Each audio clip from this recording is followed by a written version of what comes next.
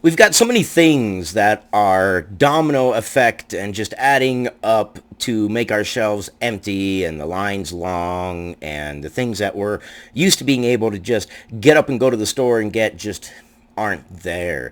And this is just going to add to the issue. It's going to domino effect on down the line. This is one of the largest pork processing facilities in the United States, and it's closing its doors until further notice because it just doesn't have the staff. They are sick and they are out and they can't come to work. And this is going to domino effect on down the end. But let's read this and we'll discuss it. One of the largest pork processing facilities in the U.S. is closing its doors until further notice.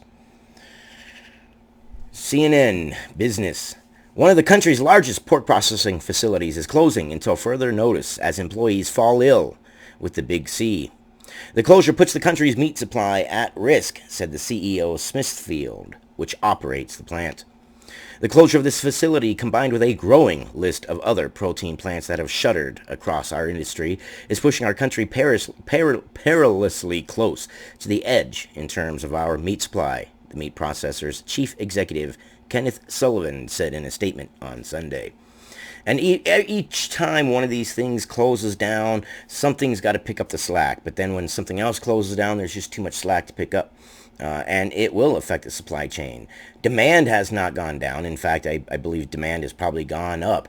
I know in the stores here that I'm seeing, as far as rationing goes, and I hate that I have to say that we're rationing things. But as far as rationing goes, it's different from day to day. One day there's rationing milk because, well, they don't have any milk.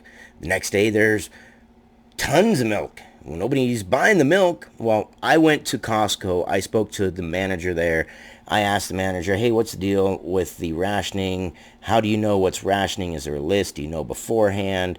And she had said, nope, they don't know what they're going to ration until the day of because they don't know what they're going to get in supply.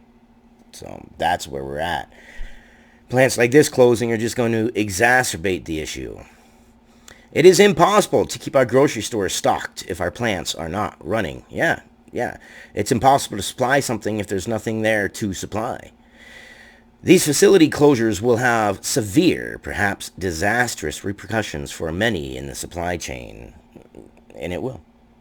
At somewhere, some point, somehow, somebody's got to pick up the slack.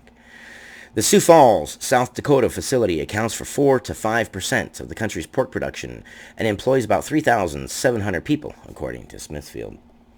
South Dakota Governor Kristi Noem said during a Saturday news briefing that Smithfield employees accounted for more than half of the active coronavirus cases in the state. Wow, Smithfield employees at this one plant account for half in the state. Wow.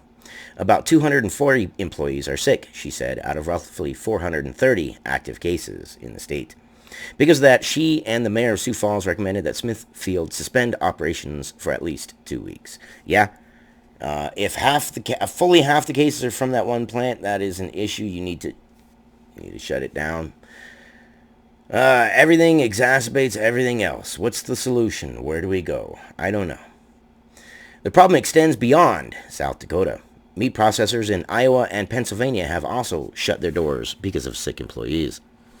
Smithfield will maintain some activity in the plant on Tuesday to process its inventory, the company said, as it prepares to fully shut down, adding that it will compensate employees for the next 2 weeks. Well, that's good. At least the employees will be compensated. But really, the bigger issue is the more that this happens, the more of the brunt that we feel. It'll take a bit for this to work its way on down the line, but as this slowly starts producing less and less as they get to their full closure status, well, we're going to be seeing less and less pork, and I guarantee this isn't just the pork industry. This is lots of industries. So it's all about patience and time and understanding and being like, hey, I've seen a few fights in Walmarts over stupid shit. A bottle of water, and you're fighting over a bottle of water. Okay, calm down, people. Understand that there are these things going on, and patience, and I know patience is something that's going to get really hard And the next few days are going to be pretty taxing as people are wondering where they're going to get their food from. I've got neighbors that are wondering where they're going to eat already. So this is going to be interesting. I love you guys. You guys stay informed. I will see you on the next one.